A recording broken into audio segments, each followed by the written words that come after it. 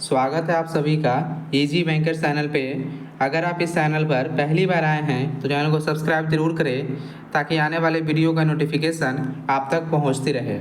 इस वीडियो में हम लोग डिस्कस करेंगे जो भी स्टूडेंट्स बिहार से एमटेक करना चाहते हैं उनके लिए वीडियो बहुत हेल्पफुल होगा, क्योंकि आपका बीसीसी बोर्ड के द्वारा जो है आपका नोटिफिकेशन जो है आपका आउट कर दिया गया है। आपका post graduate engineering admission counselling 2024 से रिलेटेड, ठीक है। आप वहाँ पे बीसीसी के वेबसाइट पर जाके भी आप फुल डिटेल्स देख सकते हैं कि जो आपका एडमिशन जो होने वाला है आपका एमटेक कोर्स के लिए बिहार के डिफरेंट गवर्नमेंट इंजीनियरिंग कॉलेज में, उसके रिगार्डिंग, ठीक है। इस वीडियो में हम लोग डिस्कस करेंगे कि आपका सिलेक्शन प्रोसेस क्या रहने वाली है 2024 में आपका एमटेक में एडमिशन्स के लिए। उसके बाद जो स्टूडेंट्स गेट क्वालिफाइड है या जो स्टूडेंट्स विदाउट गेट वाले हैं उनको क्या करना है, उनका एडमिशन्स होगा कि नहीं, कब तक आपका फॉर्म फिलअप होगा, लास्ट डेट क्या है आपका फॉर्म फिलअप करने का, काउंसलिंग फ़ी आपका कितना लगने वाली है, काउंसलिंग फ़ी कितना लगेगा, एडमिशन्स फ़ी कितना लगेगा, और सबसे इम्पोर्टेंट बात कि जो आपका टोटल जो पहले सीट था आपका एमटेक एडमिशन्स के लिए, वह सीट जो है आपका बहुत ही बढ़ चुकी है। पहले आपका 2023 से 24 में आपका 23 से 25 सेशन में जो है आपका अप्रॉक्स आपका 240 सीट था आपका बिहार एमटेक एडमिशन्स में, ठीक है। पहले आपका 240 सीट में ही आपका एडमिशन्स हुआ था 2023 से 24 के लिए, लेकिन इस बार जो है आपका पीजीसी 2024 में, मतलब 2024 में अगर आप एमटेक करना चाहते हैं तो आपके लिए जो आपका 612 सीट हो चुकी है। बहुत ही ज़्यादा सीट जो आपका बढ़ चुका है बिहार एमटेक एडमिशन्स के लिए। अप्रॉक्स हम लोग माने तो 372 प्लस सीट जो है आपका बढ़ गया है, ठीक है। 372 सीट का जो आपका इंक्रीमेंट देखने को मिला है आपका बिहार एमटेक एडमिशन 2024 से रिलेटेड। तो यहाँ पे हम लोग वन बाय वन डिस्कस कर लेंगे क्या क्या आपका नोटिफिकेशन में जो आपका गिवन है, ठीक है। तो आप यहाँ पे देख सकते हैं पहला आपका शैक्षणिक विस्तार सीमा यहाँ पे बतलाया गया है पीजीसी 2024 के लिए। यहाँ पे पहले आप रिजर्वेशन कोटा भी आप यहाँ पे देख सकते हैं कि इसका SC/ST का कितना रिजर्वेशन है। सबसे इम्पोर्टेंट चीज़ कि यहाँ पे इसके लिए आपका शैक्षणिक योग्यता क्या है, ठीक है। तो यहाँ पे शैक्षणिक योग्यता हम लोग यहाँ पे डिस्कस करें तो पहला है आपका कि पास बैचलर्स और equivalent in the relevant field. आप जिस फील्ड से करना चाहते हैं उसमें आपका बैचलर्स होना चाहिए या इक्विवेलेंट रिलेटिव फील्ड से, ठीक है। और आपके पास एटलीस्ट 50% मार्क्स होना चाहिए अगर आप कोई भी अनरिजर्व कैटेगरी से बिलोंग करते हैं। तो जो जनरल कैटेगरी के स्टूडेंट्स हैं उनके लिए 50% मार्क्स आपका बैचलर डिग्री में होना चाहिए। और उसके बाद जो रिजर्वेशन वाले स्टूडेंट्स हैं जो कैटेगरी वाइज वाले हैं उनको जो है 45% मार्क्स होना चाहिए आपका बीई और बीटेक में, ठीक है। चाहे जो भी इसके आपके इक्विवेलेंट जो है आपका बैचलर डिग्री पास आउट हुए हैं, ठीक है। ये आपका शैक्षणिक योग्यता से रिलेटेड हो गया। इसके लिए आपका कोई भी उम्र सीमा निर्धारित आपका नहीं है, ठीक है। इसके बाद हम लोग यहाँ पे डिस्कस कर ले कि आपका इसका सिलेक्शन प्रोसेस क्या रहने वाली है। आप यहाँ पे देख सकते हैं कि पीजीसी 2024 के आधार पर अभ्यर्थियों की नामांकन हेतु चयन की प्रक्रिया क्या होने वाली है। इसमें हम लोग यहाँ पे डिस्कस करें नामांकन हेतु चयन की प्रक्रिया 2 फेज में काउंसलिंग के आधार पर की जाएगी। काउंसलिंग के आधार पे आपका जो है आपका एडमिशन्स होनी है। इसमें कोई भी आपका एग्जामिनेशंस नहीं लिया जाएगा, डायरेक्ट आपका मेरिट बेसिस आपका एडमिशन्स होगा और आपका 2 फेज में होने वाली है, ठीक है। पहला फेज में काउंसलिंग हेतु जो अभ्यर्थी गेट क्वालिफाइड है, जो स्टूडेंट्स गेट क्वालिफाइड है और जिन्होंने निर्धारित कुल प्रतिशत के साथ वांछित विषयों में बी या बीटेक उत्तीर्ण कर लिया है, उनकी वैलिड गेट स्कोर के अनुसार कोटिवार मेधा सूची बनाई जाएगी और इसी मेधा सूची के क्रम में अभ्यर्थियों की चयन प्रक्रिया पूरी की जाएगी। कहने का मतलब जो स्टूडेंट्स गेट क्वालिफाइड है, ठीक है, जो स्टूडेंट्स गेट क्वालिफाइड है उनको जो है आपका पहले एडमिशन्स लिया जाएगा, पहले उनको मेरिट लिस्ट बनाया जाएगा और पहले उनका एडमिशन्स लिया जाएगा, ठीक है। उनके गेट के स्कोर के अनुसार उनका मेरिट लिस्ट तैयार किया जाएगा। जैसा उनका गेट का स्कोर होगा उसके अकॉर्डिंग आपका मेरिट लिस्ट बनेगा। नेक्स्ट देखिए, अगर आपके पास वैलिड गेट स्कोर अभ्यर्थियों की काउंसलिंग में चयन के बाद भी कुछ सीटें रिक्त रह जाती है तब वांछित विषयों में अभ्यर्थी कुल प्राप्तांक को लक्षित कर दूसरे फेज में चयन हेतु मेधा सूची तैयार की जाएगी। कहने का मतलब जो स्टूडेंट्स गेट क्वालिफाइड नहीं किए हुए हैं, विदाउट गेट वाले हैं, उनका जो आपका गेट क्वालिफाइड वाले का एडमिशन होने के बाद जो विदाउट गेट वाले हैं उनका मेरिट लिस्ट तैयार किया जाएगा।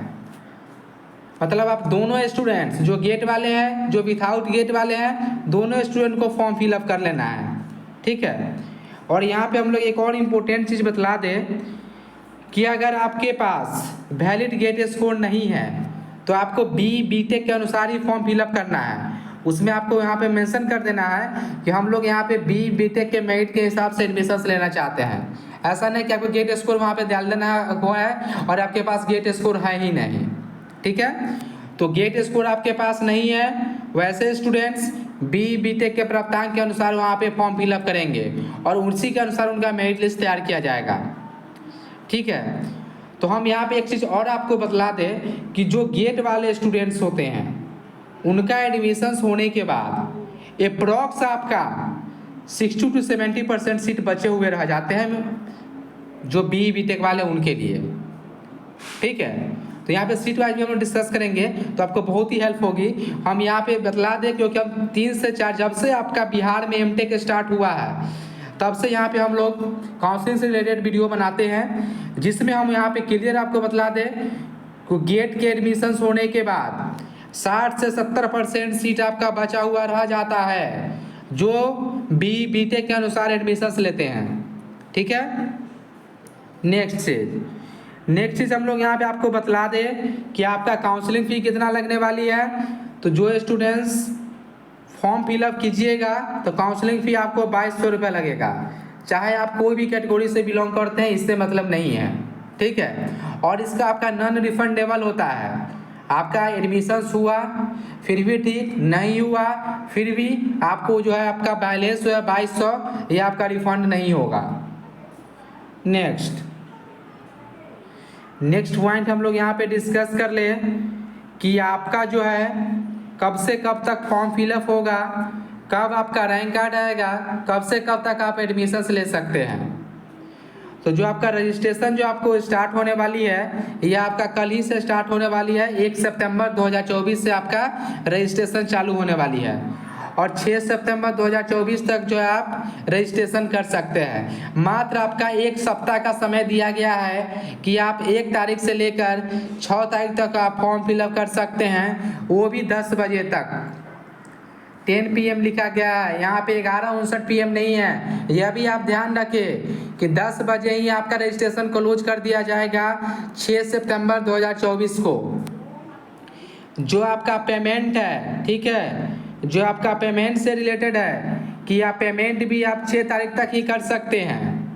अगर आपको फॉर्म भरते समय कुछ भी गलत हो गया है इसके लिए आप 7 सितंबर आपको दिया जाएगा डेट कि 7 सितंबर को आप फॉर्म को एडिट कर सकते हैं। जो आपका रैंक कार्ड और जो आपका काउंसलिंग प्रोग्राम है यह आपका 9 तारीख को रिलीज कर दिया जाएगा BCC बोर्ड के द्वारा, ठीक है। और जो आपका काउंसलिंग है यह आपका 12 तारीख से आपका चालू हो जाएगा 12 सितंबर से। तो यहाँ पे अब सारा चीज़ डेट क्लियर हो गया होगा कि कब से कब तक फॉर्म का फिल करना है, कब तक पेमेंट होगा, कब से काउंसलिंग होगा और कब से आपका एडमिशन चालू होगा, ठीक है। नेक्स्ट पॉइंट कि जो आपका एडमिशन फ़ी कितना लगेगा। तो जो आपका एडमिशन फ़ी जो अगर आपका मेरिट लिस्ट बन जाता है, काउंसलिंग होने के बाद आपका क्लोज एलोकेट हो जाता है, तब आपका जो एडमिशन फ़ी लिया जाएगा वो आपका लिया जाएगा 22,230 रुपया। 22,230 रुपया आपका एडमिशन फ़ी लगेगा जिस समय आप कॉलेज में एडमिशन लीजिएगा, ठीक है। कॉलेज में एडमिशन लेते समय आपको 22,230 रुपया आपका एडमिशन फ़ी लगेगा, ठीक है। नेक्स्ट पॉइंट, नेक्स्ट चीज़ हम लोग यहाँ पे डिस्कस कर लें कि जो आपका सीट से रिलेटेड, ठीक है, यहाँ पे सीट से रिलेटेड है। यहाँ पे हम टोटल सीट बतला देते हैं और हम लोग यहाँ पे नेक्स्ट वीडियो में लेकर आएंगे कि किस ब्रांच में कुल कितना सीटें हैं, क्योंकि वीडियो ज़्यादा लंबा हो जाएगा। तो आप यहाँ पे कुल सीट हम बतला दें कि टोटल सीट आपका 612 हो चुका है। ठीक है। पहले आपका 240 सीट पे एडमिशन होता था 23 से 24 में, और आपका 24 सेशन से जो आपका 612 सीट पे एडमिशन होगा, बहुत ही अच्छा खासा बढ़ा है। तो टोटल सीट से रिलेटेड हम लोग नेक्स्ट वीडियो लेकर आएंगे, जिसमें हम लोग ब्रांच वाइज डिस्कस करेंगे, ठीक है। अगर आपको कोई भी डाउट है बिहार एमटेक एडमिशन 2024 से रिलेटेड, तो आप कमेंट करके पूछ सकते हैं। अगर यह वीडियो आपको अच्छा लगे तो चैनल को सब्सक्राइब जरूर करें। Thank you for watching.